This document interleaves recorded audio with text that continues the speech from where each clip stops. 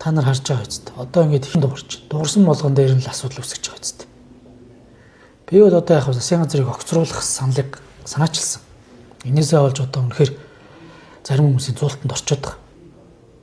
Намын их хурл болсон, баг хурл болоо за асуудлууд ингээд олонхыгаа шийдвэрлэгдлээ гэсэн энэ дээр хүндэтгэлтэй хандаал за мэдээж энэ улс төрийн одоо үйл ажиллагаа гишүүний бүрийн эрх заас асуудлаар л бид асуудал тавьсан шүү дээ.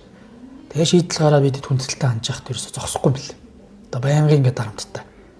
За хоёрдугаар энэ олон нийтэд яваад байгаа хулгай зэлгийг ил болгоё гэж л бас би төсвийн тухай хуулийн хилцүүлэг дээр санал гаргасан.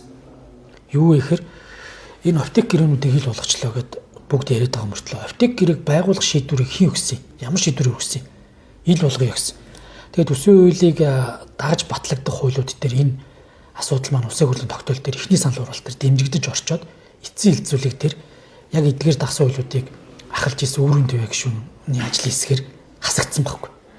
Бодит байдал дээр бүгд эсрэг юу нуугаад байгаа бүгд. Тэгээ энэ саналыг гаргасан гэд бас намайг одоо үндсэндээ хэлэхэд бас баахан дарамтлсан.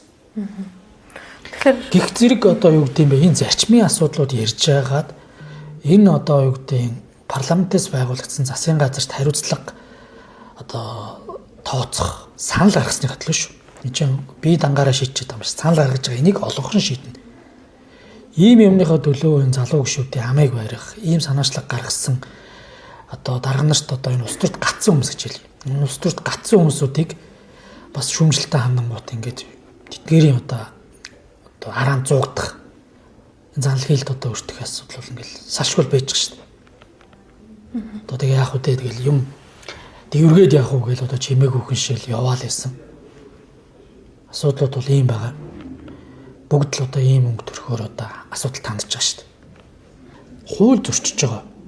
Энэ засгийн газартаа парламент нь хариуцлагын асуудлыг сануулж ярьдаг байх нь чухал шүү дээ. Энийг ярьсны төлөө өнөөдөр амар одоо юу гэдэг дарамтууд ч гэдэг юм уу хууль хүчний байгууллага айлгаж хичээх юмуд сүрэг байгаа шүү дээ. Энийг ярьсны төлөө шүү. Яг үндэ хэлэхэд энэ дэр хууль зөрчсөн ноцтой юмуд гарсан шүү дээ. Амнатын хулгай болсон.